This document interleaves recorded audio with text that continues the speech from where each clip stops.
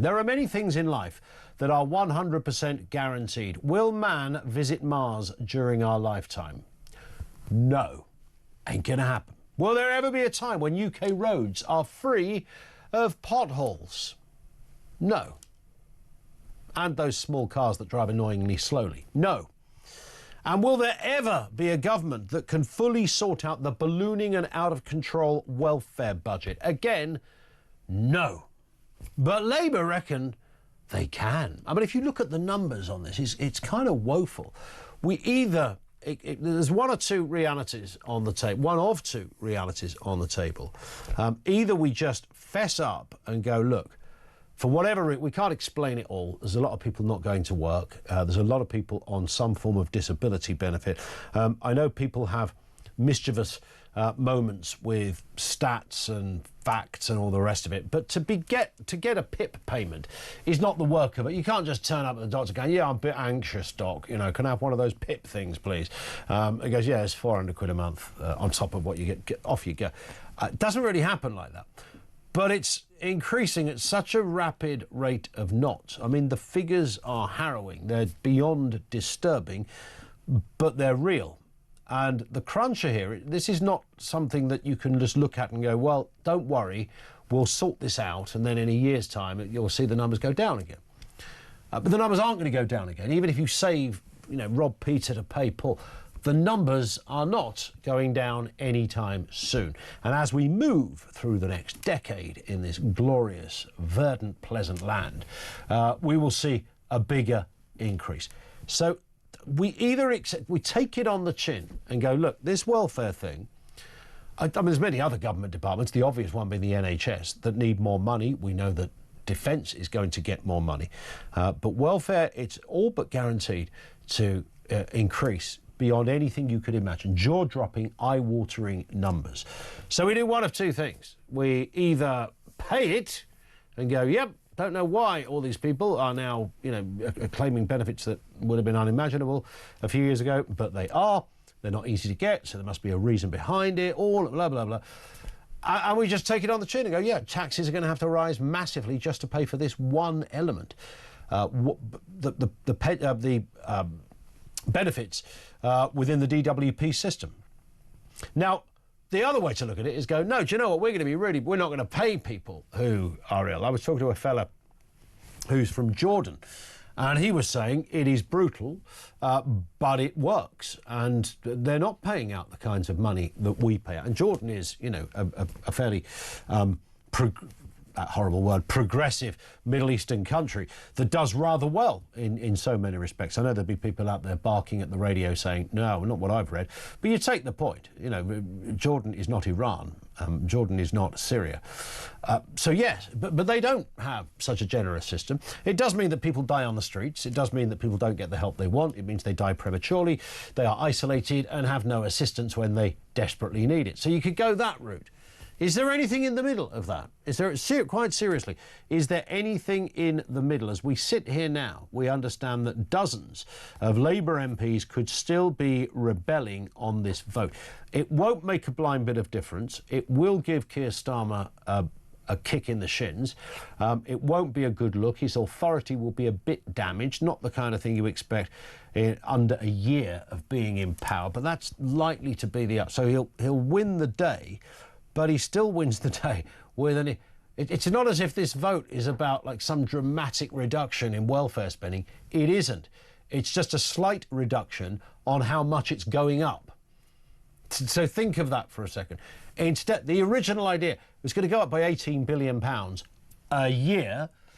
Then they said, well, if we do this, it'll go up by 13 billion a year. So that saves 5 billion. But then looking at these numbers, it looks as if around about 1.5 to 2.5 billion will be saved. So we're still looking at a 15 billion or so increase. Whatever way you slice it, it's an increase. Do you trust Labour to reform welfare? 0344 499 1000. And on that wider question, what the hell do we do about this? What do you do? Seriously, quite seriously, imagine this is your company and you're running it and you've got to work out how to solve it. You either pay more or you pay much less But the result of that will be loads of people without and people who've got kids, and then you go, right, OK, you can't affect the kids, and somebody's really ill, whether it is mental illness, physical, whatever it happens to be. No one can sort this out no more than they can get us to land on Mars by the end of the year. And there is the reality of the problem. No one's saying it out loud because politicians have to claim they've got a big idea, and they haven't really. Labour's idea is for the welfare, the massive multi-billion-pound increase in welfare spending to not be quite as big as it would have been. But it's still massive. That's literally where we're at. 0344 499 1000. Lines are open on that.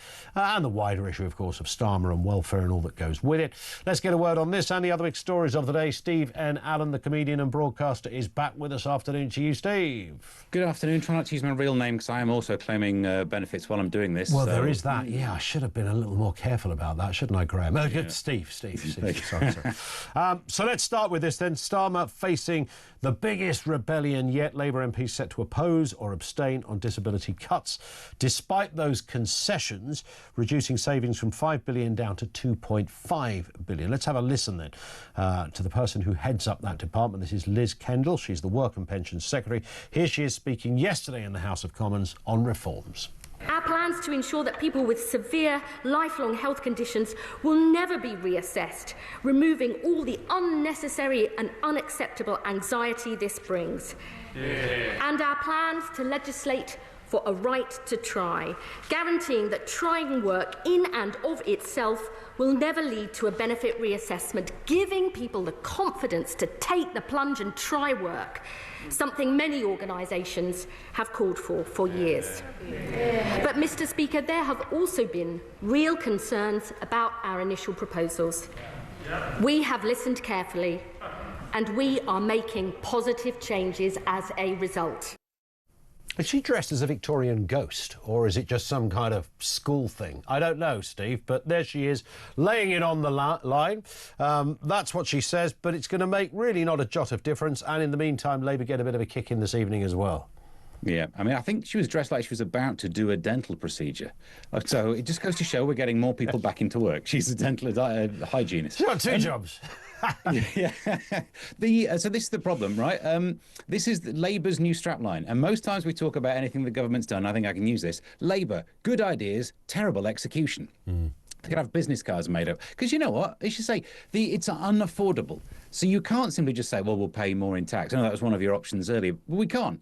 Ultimately, we'll run out of money and we won't be able to borrow enough to keep up with this. It is growing faster than we can keep up with. So something needs to be done. And loads of people agree that something needs to be done. Even some of the people to the left of centre will agree with this. So all you need to do is do it in a way where you don't scare the chickens, or don't pick some way of trying to reform welfare that will upset people. And they go for PIP, which is such an odd one because it's not one that gets people back into work. Like, you could easily make the argument about young people off work due to mental health conditions, because we could talk about whether that's, I don't want to be harsh, but whether it's likely to be the kind of thing that stops you working compared to what we dealt with when we went into work when we were younger. You can make an argument, you can find a solution, bish, bash, bosh, jobs are good, and then move on to the next one. PIP. The idea that maybe you can't wash yourself, let's take some money away from you. And even if we do take that money away from people, they ain't going to get them back into work, is it? Other than absolute carrot and stick way of doing it. There's no help there. There's simply just lack of incentive to not do. So Rachel Reeves, when she was in the world of politics back in the Ed Miliband days, was all about not having this trap that stops you from even exploring the world of work. That was a great idea. It's had decades to try and put together some sort of plan of action and comes up with this. It's terrible.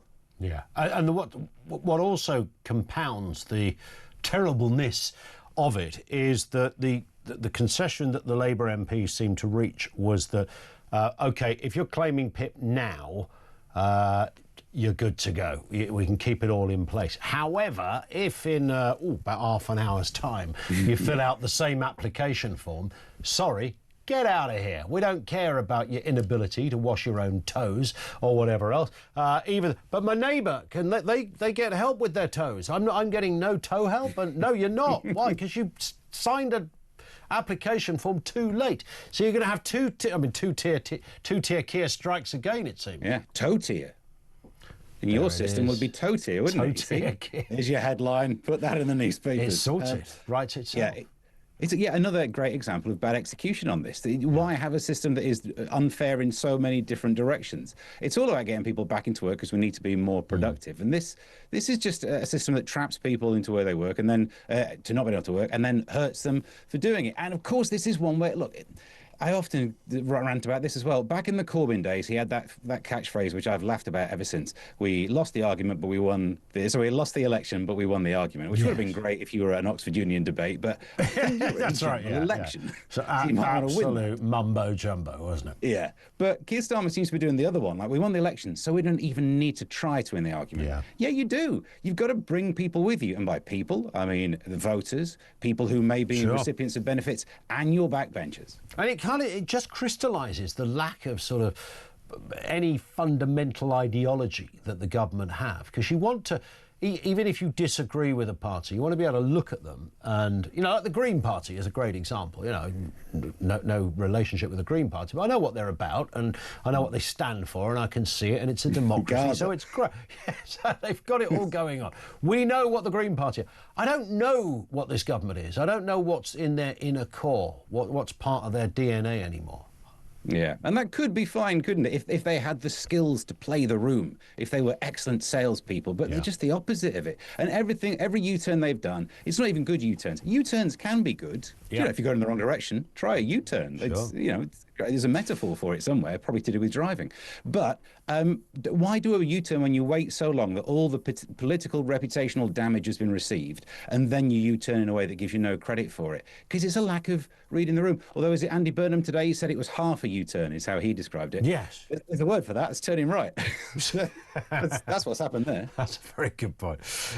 And this story as well. Police are investigating Bob Villan and kneecap. And what strange. Imagine somebody listening to that sentence not so many years ago. The police are investigating Bob Villan and kneecap as possible criminal offences at Glastonbury, of course.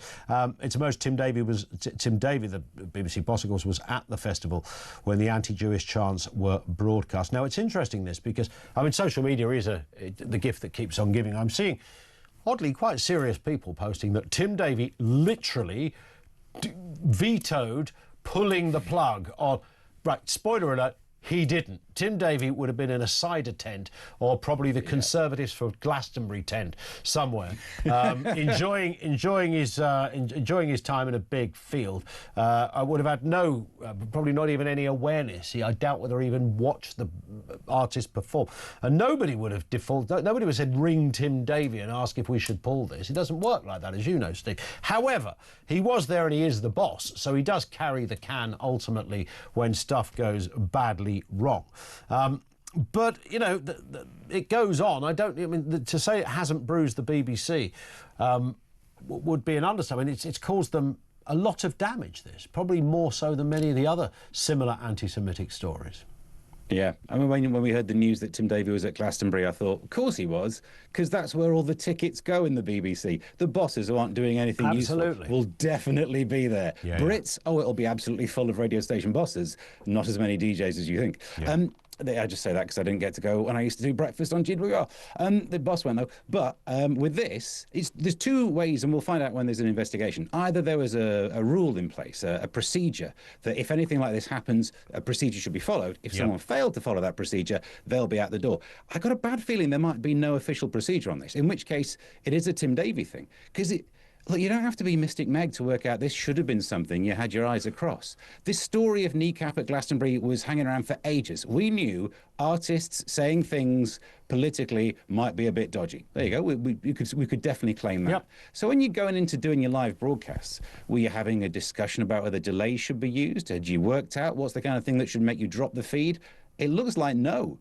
And they left. They didn't put it back up on iPlayer, but left the live feed, which you could scroll back on, which everyone now is saying a terrible thing. News outlets loved it for a while because they nicked the clip. I'm sure that's how they got their hands on it, but now they're saying it's absolutely terrible. It is terrible. I don't know what my IQ is. It's probably hopefully a bit north of 100. That's all I aim for in life. But if you ask me the question, do you think broadcasting death to anyone is a good thing? I'd say no. You probably would cut that. Yeah, I think someone who genuinely wanted. Yeah, don't call for death on national broadcasters. National broadcasters that have I know iPlayer isn't available to every country in the world, but social media ensures that this stuff is out out there, and the BBC is a global brand as well. Glastonbury is as big a festival as anywhere on the planet of its genre and of its kind. The headline acts are always the biggest in the world. I mean, this is not taking place at Shaddixhurst Village Hall. This is a big deal. And, you know, you might think the BBC would have been a bit more mindful of that. And, yes, they did have notice. And that's the bit that I can't work out. They knew about... all the eyes were on Kneecap, and the villain boys were thinking, nobody's checking out our stuff. This is amazing. We got a free rein here. And they're of a very similar ilk, and they've got a CV to prove it.